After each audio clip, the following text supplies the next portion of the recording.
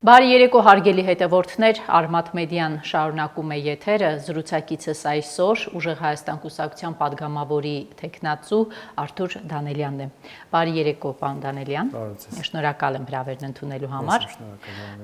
Պարոն Դանելյան, քարոզարշավը մոտենում է ավարտին։ Դուք արդեն որպես քաղաքական ուժ ներկայացնող падգամավորի թեկնածու ինքներդ ձեզ համար պետք է արդեն որ արձանագրած ունենաք, որոնք են ամենաառաջնային խնդիրները, որոնք հուզում են մեր հասարակությանը եւ այն լուծումները, որոնք դուք առաջարկում եք, որքանով են հետաքրքրում հենց այդ խնդիրներն ունեցող մարդկանց։ Տիկին Սուքիասյան, այն խնդիրները, որոնք որ հիմնականում մեր հայրենակիցներին հուզում են, նույնական են, նույն այն մեզ հուզող հարցերի հետ, որոնք որ մեր համար առաջնահերթություն են եղել։ Դրանք են հիմնականում անվտանգային եւ տնտեսության հետ կապված սոցիալական խնդիրները։ Երկու մասով էլ մեր կողմից հանրությանը ներկայացվել է այն քայլերի հաջորդականությունը, որոնք որ պատրաստվում ենք իրականացնել Հայաստանում։ Նաեւ այդ երկու հիմնահարցերը, անվտանգությունը եւ տնտեսությունը մենք տեսնում ենք որպես փոխկապակցված մեկ ընդհանուր գերխնդիր, որը որ հրատապ լուծման անհրաժեշտություն ունի։ Անվտանգության մասով մեր առաջարկը հստակ է։ Մենք պետք է գնանք իրական հարատև կայուն խաղաղության։ Այդ խաղաղությունը պետք է երաշխավորված լինի մեկից ավելի կենտրոնների կողմից։ Ինչքան էլ որ գործող իշխանությունները դա մերժում են, ես վստահ եմ իրենք էլ են հասկանում դրա կարևորությունը։ Իսկ երբեմն չեք բախվում հարցին, նույն քաղաքացիների կողմից հնչեցվող, որ ի վերջո բոլոր երաշխավորները ինչ որ մի բանի գնով են երաշխավոր դառնում, հետեւաբար ինչու Հայաստանը չգնա ուղիղ Ադրբեջանի եւ Թուրքիայի հետ հարաբերությունների կարգավորման, Նիկոլ Փաշինյանն ասում է ուղիղ խոսենք, որ մեջտեղը մարդ չլինի, այլ փնտրի երաշխավոր։ Այդ երաշխավորը մեր սիրուն աչքերի համար չէ, որ մեզ երաշխավորել է, մենք նաեւ դրա համար պետք է վճարենք գին։ Հիմա պատասխանեմ։ Բնականաբար ցանկացած պետություն, ցանկացած ուժային կենտրոն առաջնորդվում է իր շահերով։ Շահերը կարող են լինել հասկանալի, ընդունելի համագործակցային Հայաստանի Հանրապետության համար եւ կարող են լինել այլպիսին, ինչպիսին որ գործող իշխանությունն է պատկերացնում, այսինքն զիջելով հայկական շահը, հարաբերությունները վտանգելով մեր ավանդական դաշնակիցների հետ, դրանք էլ գներ են, որ գործող իշխանությունը պատրաստ է վճարել իրենց աթոռը պահելու համար։ Մենք առաջարկելու ենք մեր գործընկերներին, որպեսզի ունենանք փոխշահավետ համագործակցություն։ Տեսնում ենք այսօր տարբեր կենտրոնների կողմից հետաքրքրվածություն Հայաստանում, տարածաշրջանում, հայ-ադրբեջանական հարաբերություններում խաղաղությունը ամրապնդելու եւ զարգացման միտված։ Երկու տարբերակ կա։ Կամ Հայաստանի Հանրապետությունը իր շահը կարող է դնել մի կողմ եւ առաջնորդվել ձեր ասած ուրիշներին սեփական արժեքները վճարելու ճանապարհով, կամ կարող է լինել վստահելի գործընկեր բոլոր կենտրոնների հետ։ Ինչ ունենք տալու այդ վստահելի գործընկերոջը, պարոն Դանելյան։ Ինչպես եք կարծում, օրինակ Ամերիկայի Միացյալ Նահանգները Հայաստանի Հանրապետությունում երբ որ ներդրումային պրոյեկտ է պատրաստվում իրականացնել, ինչ շահագրգռվածություն իրենք ունեն։ Բնականաբար երկու հիմնական ուղղություններ կարող է լինել, կամ միայն տնտեսական եւ համագործակցային, կամ այդ համագործակցության տակ, եթե Հայաստանում լինի իրենց համար համապատասխան իշխանություն, այլ նպատակներ հետապնդել։ Եվրոմիության պարագայում իրենք կարող են Հայաստանի Հանրապետությունը դիտարկել եւ դիտարկում են, հետաքրքրված են եւ որպես գործընկեր, եւ որպես գործիք։ Իրենց այսօրվա հակառակորդի դեմ օգտագործելու համար։ Հիմա այն քաղաքական գիծը, որը տանում է այսօր Նիկոլ Փաշինյանը, գործընկերոջ թե գործիքի։ Այս ճանապարհը ավելի շատ տանում է գործիք դառնալուն, որովհետև մենք տեսնում ենք նա հաստատակամ գետնի վրա փչացնում է հարաբերությունները այն կենտրոնի հետ, խոսքը Եվրասիական տնտեսական միության եւ Ռուսաստանի Դաշնության մասին է։ Այդ կենտրոնի հետ է փչացնում հարաբերությունները, ումից որ հենց ինքը, հենց իր իշխանությունն է ամբողջությամբ Հայաստանի Հանրապետության տնտեսությունը կախվածության մեջ դրել։ Հետևաբար դա ճանապարհն է, որ հարաբերությունները վերջնականապես փչացնելու պարագայում Հայաստանի Հանրապետությունը ոչ թե ընկալվելու է որպես գործընկեր, այլ որպես գործիք։ Տեսեք, Նիկոլ Փաշինյանի պաշտոնավարման ժամանակաշրջանում, այո, Հայաստանի տնտեսական կախվածությունը Ռուսաստանից անգամներով ավելացել է։ Նիկոլ Փաշինյանի պաշտոնավարման ընթացքում Հայաստանի պետական պարտքը դարձել է 15 միլիարդ դոլար։ Հայաստանի նախորդող 3 նախագահները իրենց պաշտոնավարման ամբողջ ընթացքում չեն կուտակել այնքան պարտք, որքան կուտակել է մեկ Նիկոլ Փաշինյան, հա, բայց այդքանով հանդերձ Փաշինյանն ասում է, ես գնում եմ Եվրամիության հետ ոչ թե Ռուսաստանի առճակատման ճանապարհով, այլ դիվերսիֆիկացիայի, որովհետև ես չեմ ուզում, որ Հայաստանը կախված մնա մեկ, ասենք, առևտրային կենտրոնից։ Ինձ շատ հետաքրքիր է, թե իրենք ինչ մեկնաբանություն ունեն դիվերսիֆիկացիա ասելով։ Քանի որ ակնհայտ է, որ խեղաթյուրված պատկերացում ունեն այդ տերմինի հետ ընդհանրապես։ Գետնի վրա կախվածություն ունենալ մի կենտրոնից, սակայն հռչակագրային այլ հարաբերություններ, այլ տրամաբանության մեջ փորձել կառուցել մեկ այլ կենտրոնի հետ, դա դիվերսիֆիկացիա չէ։ Դա երկու կենտրոնների շահերի բախման համար պարարտ հող ստեղծելն է։ Դուք հերքում եք իշխանության այն պնդումը, որ ինչ որ մի պահից այնուամենայնիվ պետք է սկսել, հիմա սկսել են։ Շարունակեմ։ Նաև կգամ ձեր հարցի պատասխանին։ Նույն մոտեցումը իրենք ունեն շատ հարցերում, նաև անվտանգային հարցերում։ Ինչպես եղավ օրինակ Արցախում։ Մենք տեսանք, որ խաղաղապահներ էին այնտեղ Ռուսաստանի Դաշնության կողմից ուղարկված։ Եղած կախվածությունը արդեն տեսանելի էր բոլորիս համար, որ այնտեղի անվտանգությունը մեծամասամբ կախված է Ռուսաստանի Դաշնության հետ մեր հարաբերություններից։ Իրենց պատկերացրած դիվերսիֆիկացիայի արդյունքում գործընթաց եղավ, որի ընթացքում իրենք արդեն վստահ լինելով, որ այնտեղ ունեն խաղաղապահներ, գնացին դեպի Եվրոպա շարունակելու ճանապարհը այլ կենտրոնի հետ, այլ ոչ թե ամրացնելու վերջակետին հասցնելու այն ինչ որ արդեն գետնի վրա ունեինք։ Արդյունքում Պրահայում ճանաչվեց Արցախը Ադրբեջանի մաս, իսկ այն խաղաղապահ առաքելությունը, որը որ իրականացվում էր Արցախում, մեծ հաշվով դարձավ արդեն անըմբռնելի թե մեր հարևան պետության համար, թե նաև Ռուսաստանի Դաշնության համար։ Նույն մոտեցումը իրենք ունեն նաև տնտեսության մասով։ Իրենք այսօր աշխարհին չունեն առաջարկ, Եվրոպային չունեն առաջարկ ապրանքաշրջանառության համար։ 8 տարիների ընթացքում չեն կարողացել ձևավորել այնպիսի արտադրություն, այնպիսի գործարաններ, որ դա հետաքրքիր եւ մրցունակ լինի եվրոպական շուկայի համար։ Ես լսում եմ էկոնոմիկայի նախարար Գևորգ Պապոյանին, որը ի դեպ Ռուսաստանից եւ ԵԱՏՄ-ից, այսպես Հայաստանի ապրանքների արտահանման մերժումից հետո որևէ ռուս պաշտոնյայի հետ չի հանդիպել, խոստովանեց հարցազրույցի ընթացքում։ Ինքը ասում է, մենք կամաց ձեռք ենք բերում եվրոպական ստանդարտներին համապատասխանելիություն, հետեւաբար թող հայ տնտեսվարողը մի քիչ ավելի շատ ջանք թափի, պետությունը պետական բյուջեից նրա որոշ ծախսեր կսուբսիդավորի, թող գնան նաև եվրոպական շուկա։ Գիտեք, մոտեցումը, որ տնտեսվարողը պետք է միշտ ձգտի կատարելագործվելու, իսկ պետությունը պետք է համապատասխան միջավայր ստեղծի տնտեսվարողների համար։ Այդ մոտեցման հետ համաձայն եմ, բայց համաձայն չեմ այն իրենց մոտեցման հետ, որ պետք է դա կատարվի կտրուկ, դա կատարվի տնտեսվարողների վնասների կրելու արդյունքում։ Մենք պետք է ունենայինք արդեն այս 8 տարիների ընթացքում մեկ պրոդուկտ գոնե, մեկ արտադրանք, որը որ կփոխարիներ մեկ այլ մի քանի արտադրանքների, որոնք որ համապատասխանում են միայն ԵԱՏՄ-ի ստանդարտներին։ Գործնականում ինչ են իրենք անում։ Պարտադրում են, որ տնտեսվարողը համապատասխանի Եվրոմիության չափանիշներին։ Ասենք թե համապատասխանեց։ Ապրանքը տարավ Եվրոպա, ինչ է անում։ Օրինակ այն ապրանքը, որը որ հիմնականում գնում է Ռուսաստանի Դաշնություն եւ ԵԱՏՄ երկրներ։ Սպիրտային խմիչքներ, կոնյակ, չգիտեմ, գյուղատնտեսական ապրանքներ եւ այլն։ Հիմա գյուղացին ինչ չափանիշների պետք է համապատասխանի իրենց պարտադրանքով, որպիսի իրենց արտադրանքը մրցունակ լինի Եվրոպայում։ Դա թողել են անորոշ իրենք։ Դա թողել են իրենք անորոշ։ Դա թողել են մեր գյուղատնտեսների հույսին, որ իրենք հասկանան Եվրոպան իրենցից ինչ է սպասում, որ արտահանեն։ Իսկ Եվրոպայում իրենք միգուցե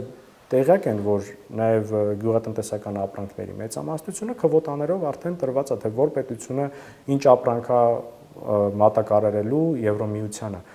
Այսինքն, եթե ԵԱՏՄ շուկան իր արտոնություններով հայ տնտեսվարողի համար փակվում է, հայ տնտեսվարողը մնում է իր բերքի, իր արտադրանքի հետ մենակ։ Ստեղ շատ ցավալի եզրակացություն կարող ենք անել, որ միգուցե շատ կարճ ժամանակահատվածում հայ գյուղատնտեսներին եւ գործարարներին օգնության պատրվակով համագործակցության կարճաժամկետ եւ շատ թանկ վճարվող հետևանքներ ունեցող պատկեր ստանանք թուրքական եւ ադրբեջանական կողմից։ Այսինքն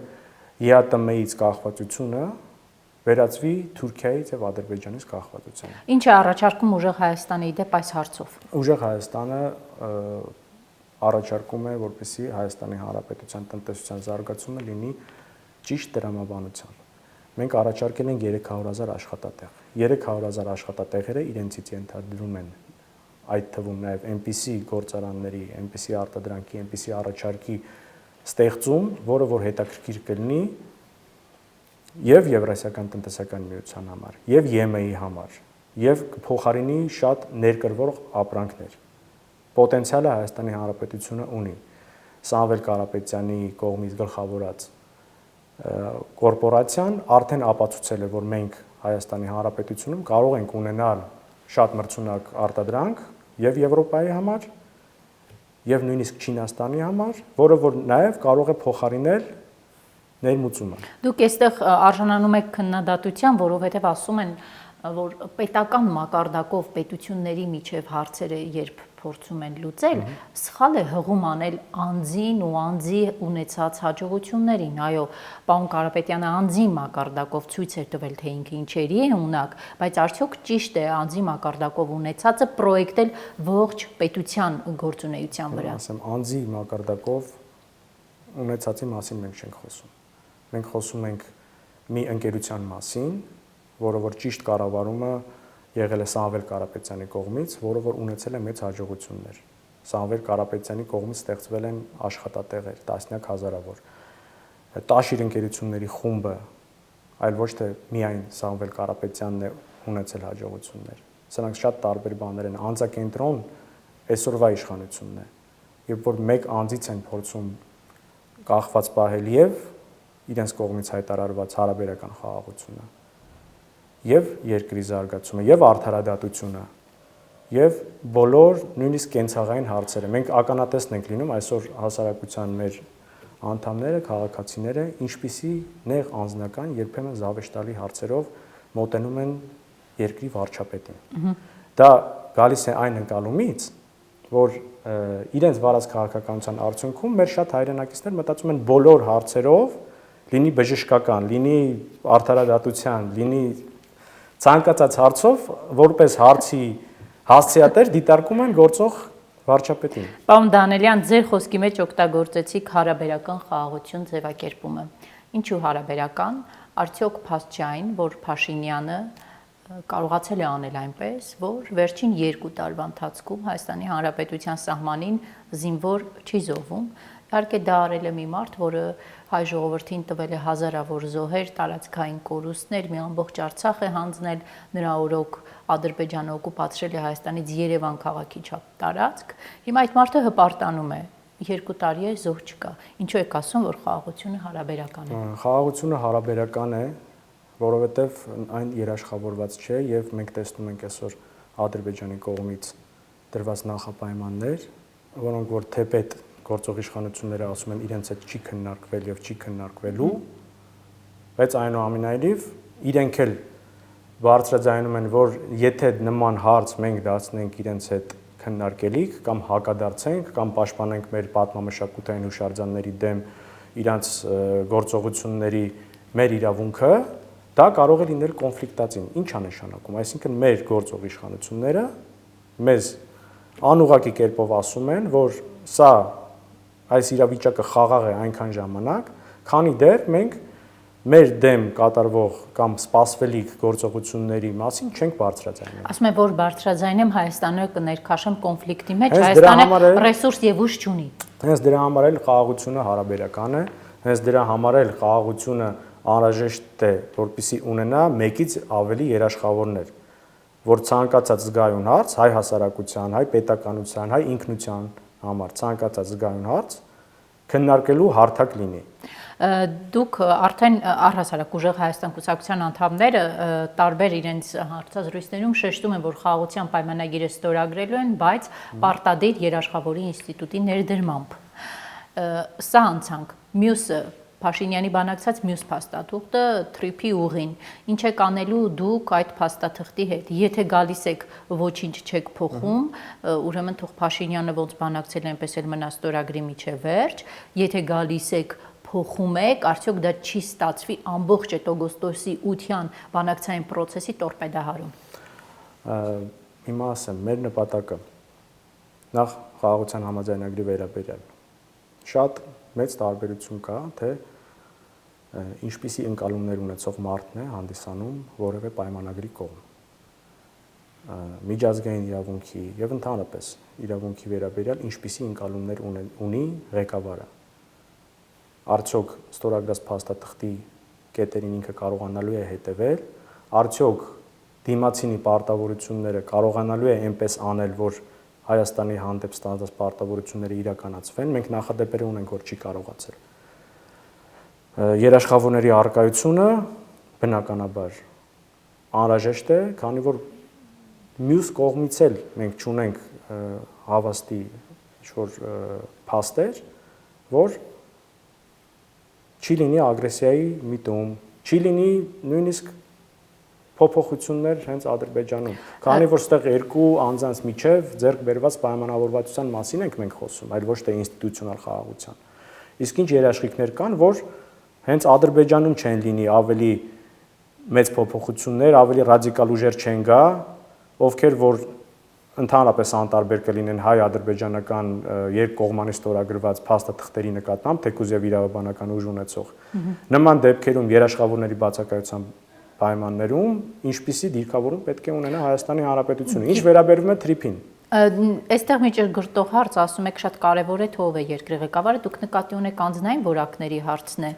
Ես ի նկատի ունեմ քաղաքական ուժի այսօրվա անցած ճանապարհը եւ իրենց մոտեցումները ընդհանրապես մարդու իրավունքների եւ ընդհանրապես միջազգային իրավունքի նկատմամբ։ Իրենք ունեն համահարական վերաբերմունք սահմանադրության նկատմամբ, միջազգային պարտավորությունների նկատմամբ,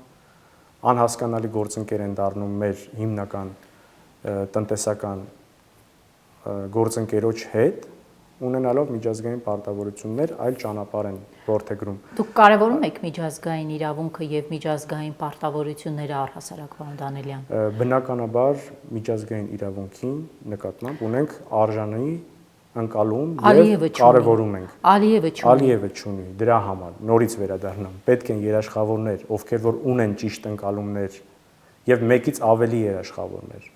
որովհետեւ ինչպես իրենք նշեցին, երբեմն երաշխավորների մոտ մենք էլ համաձայն ենք այդ մտքի հետ։ Երաշխավորների մոտ կարող են լինել առաջնահերթությունների փոփոխություններ։ Մի կենտրոնի համար կարող է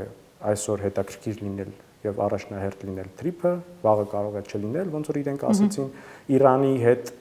կոնֆլիկտային թեժ պահերին, մյուս կենտրոնի համար կարող է շատ առաջնային լինել Հայաստանի սահմանների անվտանգությունը, սակայն այլ սեփական խնդիրների առաջ գալու պարագայում այդ առաջնահերթությունը մի քիչ զիջի։ Տեսեք, դուք ուժեղ Հայաստան կուսակցությունը վերցրել է պատասխանատվություն Հայաստանում իշխանություն վերցնելու հարցով, իսկ Հայաստանը ունի տարածքային կորուստ։ Երևան քաղաքի չափ տարածք Ադրբեջանը օկուպացրել է։ Հիմա այս հարցը կոնկրետ ձեր կուսակցությունը ինչ կերպ է պատրաստվում լուծել։ Նման հարցերը միջազգային իրավունքին է քղում անելու, ինչ են կանելու։ Նման հարցերը հնարավոր է եւ պետք է լուծվի բանակցությունների եւ ճիշտ դիվանագիտության։ Իսկ եթե Ալիևը չբանակցի, ասես զենքով վերցրել է միմն է վերջ։ Հավատացած եղեք, որ ցանկացած պետություն, երբ որ կորցնում է սուբյեկտայնությունը, ստանում է համապատասխան վերաբերմունք։ Երբ որ ձեռք է բերում սուբյեկտայնություն, իդեմս հաստատական ճիշտ հարաբերություններ կառուցող, ճիշտ դիվանագիտություն վարող ղեկավարի, խոսույթը եւ մոտեցումները փոխվում են։ Հենց նաեւ այստեղ է գալիս անհրաժեշտությունը, որ մեր հասարակությունը ճիշտ գնահատի Հայաստան-Ադրբեջան հարաբերությունները։ Միայն առնվազն այս փուլում երկկողմ պահելու պարագայում ինչպիսի սպառնալիքներ կարող են լինել։ Իսկ ինչ երաշխիքներ են տալիս, որ հենց խաղաղության պայմանագիրը ստորագրվելուց կամ սահմանազատման, սահմանագծման աշխատանքները ավարտվելուց հետո ադրբեջանական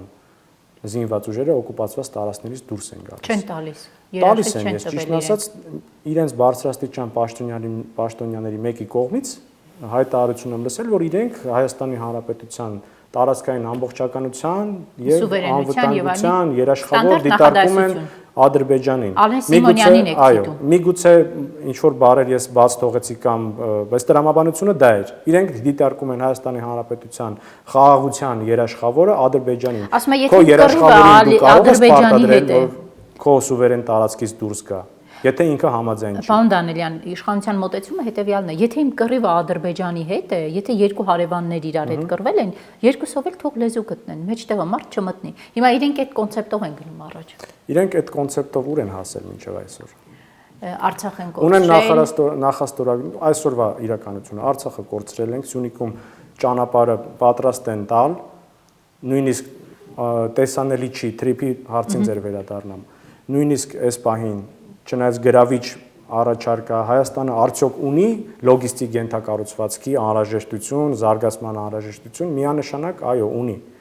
Բայց ցանկացած ներդրումային ծրագիր պետք է գործի ճիշտ տրամաբանության մեջ։ Ես չունեմ վստահություն, որ այսօրվա իշխանությունների մնալու պարագայում թրիփը լինելու է հենց լոգիստիկ ենթակառուցվածք, այլ ոչ թե ինչ որ փուլի կարող է այն ձևափոխվել, քանի որ այս կողմից սուվերենության նկատմամբ էլ չունեն իրենք բավարար հարգանք Հայաստանի Հանրապետության։ Ես չգիտեմ վաղը իրենց ինչ կպարտադրեն, ես չգիտեմ վաղը իրենց հետ էլ ինչ չեն քննարկի, բայց այդտեղ կիրականացվի, ոնց որ իրականացվում է, փորձ է արվում իրականացվել սահմանադրության փոփոխությունը, որ ինչպես նաև մերժում են, որ գոյություն ունի ադրբեջանական բարձրաստիճան պաշտոնյաների կողմից մոտեցում, որ պետք է 300,000 ադրբեջանցի տեղափոխվի Հայաստան։ Ասում է երաշխավորում եմ չեն գա ժողովուրդ։ Երաշխավորի մասին արդեն ասացի։ Իրենք Փաշինյանն ասում է ես եմ երաշխավորում չեն գա։ Իսկ իրենց երաշխավորն էլ, ինչպես հասկանում ենք, Ադրբեջանն է։ Թրիփի հետ կապված դուք դա դիտարկում եք ընդհանրապես Միացյալ Նահանգների ներկայություն հայ-իրանական սահմանին, թե դուք դա համարում եք լուրջ պոտենցիալ ունեցող տնտեսական մեծ պրոյեկտ։ Մենք դա համարում ենք շատ հետաքրքիր պրոյեկտ Հայաստանի Հանրապետության համար, որը որ կարող է եւ ունի պոտենցիալ դառնալու շատ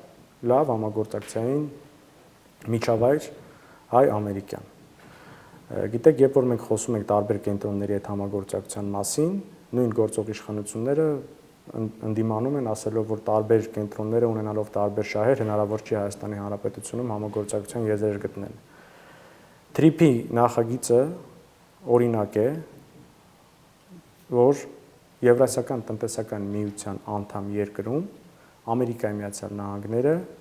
կարող է ունենալ հետաքրքրվածություն։ Գործող իշխանությունների առաջ ես չգիտեմ դրվել է որևէ նախապայման, որ եթե ուզում եք այս պրոյեկտը իրականացվի, ուրեմն ԵԱՏՄ-ից պետքա դուրս գաք։ Նման կասկած կարող ենք ունենալ։ Բայց այդ նախապայմանն էլ պետք է համապատասխան ճակատագրի արժանանա։ Այն, որ հետաքրքրվածություն կա Ամերիկայի Միացյալ Նահանգների կողմից հայ-ամերիկյան համագործակցության, դա ակնհայտ է։ Իսկ թե ինչպիսի տեսք դա կունենա, դա մեծամասամբ կախված է Հայաստանի Հանրապետության կեցվածքից։ Մենք դիտարկում ենք դա որպես մեծ հնարավորություն, որը որ կարելի է ավարտուն տեսքի բերել ի նպաստ Հայաստանի Հանրապետության, ի նպաստ մեր տնտեսական շահերի զարգացման, որը որ նաև անուղղակի ձևով կարող է եւս մեկ երաշխիքային կետ ավելացնել հայ-ադրբեջանական խաղաղությանը։ Այսինքն դուք չեք ստորագրելու այնպես, ինչպես բանակցել է Փաշինյանը, այլ կետեր եք ներառելու։ Այլ կետերի մասին չի խոսքը, բանակցությունները թրիփի մասով մեծ հաշվով տեսանելի չեն, այն ինչ որ հանրային է, այն ինչ որ հանրությանը ներկայացված է, դրանք մեր կողմից մերժելի չեն։ Եկակ իշխանության ինչ եք անում։ Պետք է հստակեցվի ցանկացած ներդրումային ծրագիր ունի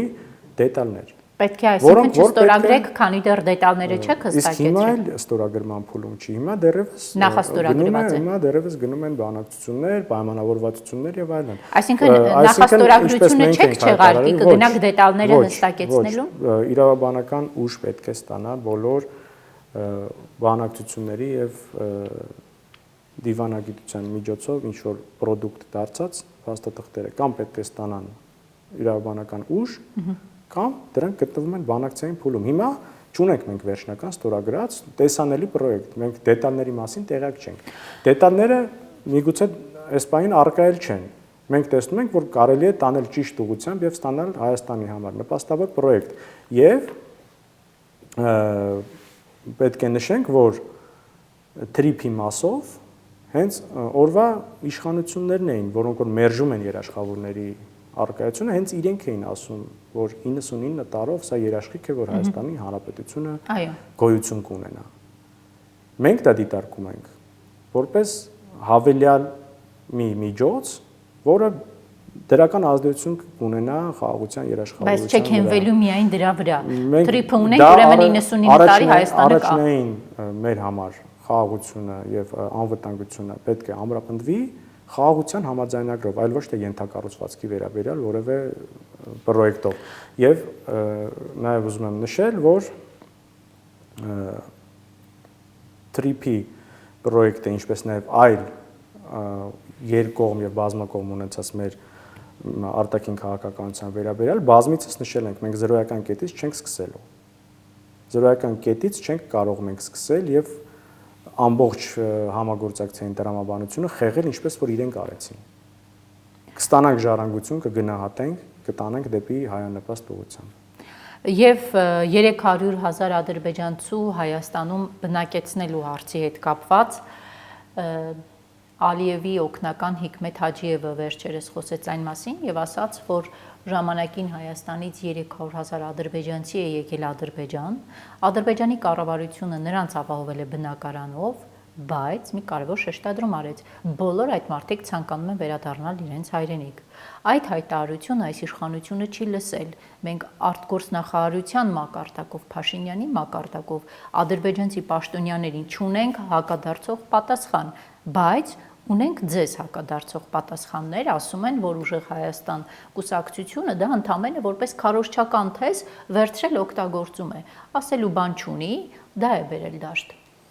Նախ սկսեմ այն ձեր պնդումից, որ գործող իշխանությունը կարծես թե չի լսել։ Գործող իշխանությունը շատ լավ լսել եւ տեսել է այդ մոտեցումները, այդ հայտարարությունները եւ այդ process-ները։ Ինչի վերաբերյալ արտաքին գործերի նախարարը նաեւ կարծիք հայտնեց, որ դա դուրս է հայ-ադրբեջանական խաղաղության տրամաբանությունից, խաղաղության գործընթացի տրամաբանությունից դուրս է, այսինքն իրենք դա տեղյակ են, որ նման խոսակցություններ կան, նման process-ներ կան։ Ինչ վերաբերում է նրան, դա օգտագործվում է ոչ, դա իրողություն է, որ նման օրակարգ իրենք ունեն։ Իրողություն է նաև այն, որ ադրբեջանական օրակարգերը, գործող իշխանությունները երբեմն առանց իրենց հետ քննարկելու, ինչպես իրենք են պնդում, սպասարկում են եւ տանում են գործնական փուլ։ Նորից իրենց պաշտոնյաների կողմից է հայտարարվել, որ պետք է սովորենք միասին ապրել, միասին առևտուր անել, իրենց իշխանության ղեկավարի կողմից է բարձրաձայնվում 300,000 ադրբեջանցիները գալու են որպես տուրիստ։ Տեսեք, սա մի զգայուն հարց է, որը որ մենք տեսնում ենք, իրենց կողմից հստակ մերժում չկա սրան։ Մենք հստակ ասում ենք, ունենք նախագիծ, ընդունել օրենք, որպեսզի արգելվի ադրբեջանցիների ազգությամբ եւ Ադրբեջանի քաղաքացի ունեցող անձանց անշարժ գույք ձեռք բերել Հայաստանի Հանրապետությունում որևէ ճանապարհով։ Լինի դա նվիրատվություն, լինի դա իրենց կողմից իրավաբանական անձի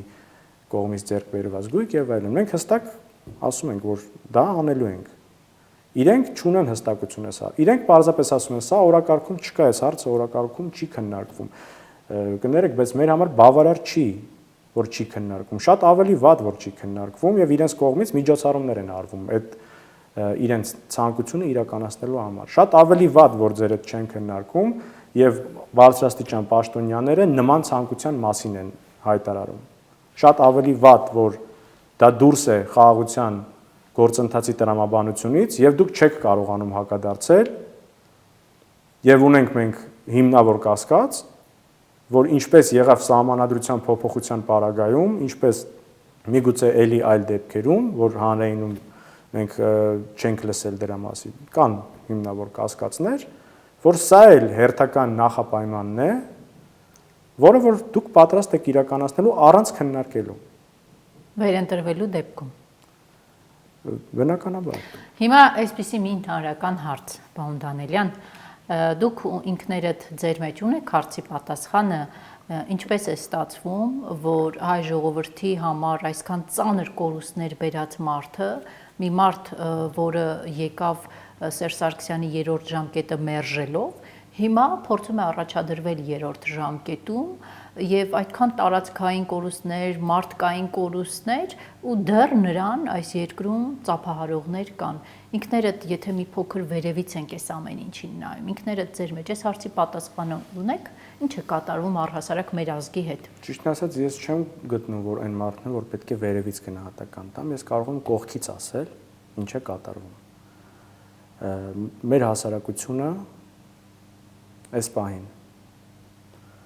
չեմ կարծում, որ մեծապես իրեն աջակցում է։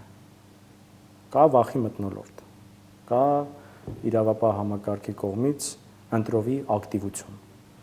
Իրենց կողմից կա ստերի մեծ դոզա, ինչպես նաև կա մեծ հիասթափություն։ Նախկին բոլոր վատ գործերի նախկինների ժամանակ օբյեկտիվորեն կան անհանգստություններ, գործող իշխանության մասով ավելի շատ էմոցիոնալ ֆոնի վրա է փորձում այս իշխանությունը շեշտադրել, որովհետև ի տարբերություն մյուս ընտրությունների, ի տարբերություն իրենց մինչև այս քարոզարշավի, հիմա ծրագրային առաջարկներ հանրությանը իրանք ընդհանրապես կարելի ասել չեն ներկայացնում։ Եթե նույնիսկ ներկայացնում են, դա հասանելի չէ մարդկանց համար, որովհետև հասանելի է այն շոուները, որոնք որ իրենք ներկայացնում են իրենց լայվերի եւ հանրային հեռուստաընկերության միջոցով։ Իսկ ինչի չեն ներկայացնում ծրագրեր, որովհետեւ միգուցե իրենց մոտ միակ գործիքը մնացել է մարդկանց զգացմունքներին ազդեցություն ունենալը։ Դա կլինի վախի մթնոլորտով, դա կլինի ինչ որտեղ նաեւ խղճահարություն առաջացնելով մարդկանց։ Կաշխատի այդ տարբերակը այս դեպքում։ Մեծապես հույս ունեմ, որ չի աշխատելու։ Եվ իրենք էլ են դա տեսնում։ Իրենք էլ են դա տեսնում, դրա համար մի քիչ ավելի այլ ոճով են փորձում շարունակել, ոչ թե մարդկանց փոխանցում են դրական էմոցիաներ, հույս, ապագայի նկատմամբ, այլ եթե մի քիչ ուշադիր նայենք իրենց վերջին այս մեկ ամսվա խոսքերին, գործողություններին, վարքագծին, ավելի շատ մարդկանց մոտ ուզում են տագնապի եւ վախի մթնոլորտ մտցնել։ Եվ ուժեղ Հայաստան կուսակցությունը հետ ընտրական զարգացումների սցենար դիտարկում է, թե ոչ։ Ինչ եք անելու դուք, եթե ձեզ չհաջողվի, կամ ոչ միայն ձեզ, այլ եթե հավաքական ընդդիմությանը չհաջողվի 50+1-ը Փաշինյանի ձեռքից վերցնել։ Տիկին Սուքասյան, տեսեք, ուժեղ Հայաստանի դիրքորոշումը հետևյալն է։ Մեր նպատակն է, որպեսզի մենք ունենանք ուժեղ Հայաստան, որտեղ կլինի ժողովրդավարություն, որտեղ ընտրության արդյունքները պետք է արտացոլեն մարդկանց տրամադրությունները, որտեղ պետք է ապօրինի միջամտություններ չլինեն ընտրություններում։ Իդեալական պատկեր եք ասում։ Իսկ ընտրություններով չի, որ ավարտվելու է ուժեղ Հայաստան ունենալու մեր նպատակը։ Եթե ընտրություններում իրենք բավականաչափ խոհեմ կգտնվեն եւ չեն փորձի խեղաթուրեն հայ հասարակության կարծիքը, մենք կունենանք ուժեղ Հայաստան։ Իսկ եթե խեղաթուրեն մեր պայքարը շարունակվելու է բնականաբար եւ այնքան ժամանակ, մինչեւ որ Հայաստանում իրապես հաստատվի ժողովրդավարություն, քաղաքացու ձայնը լսելի լինի եւ ցանկացած իշխանություն հաշվի նստի դրա հետ։ Այլ ոչ թե մարդկանց ահաբեկելով, վախեցնելով, ստիպելով, խաբելով քվեն վերցնի։ Չի կարողանա մաշեցնել այն ընդդիմադիր պայքարը, որը ձևավորել եք դուք։ Մինչև այս պահը փորձը ցույց է տալիս, որ իրենց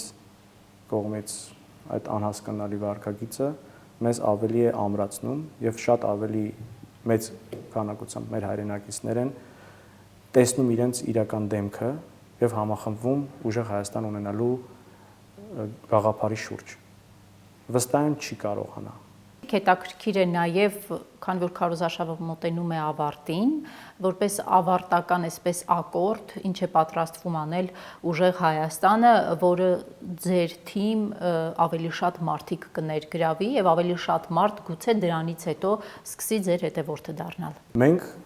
հունիսի 3-ին մեր հայրենակիցներին հրավիրում ենք Հանրապետության հրապարակ մասնակից է լինելու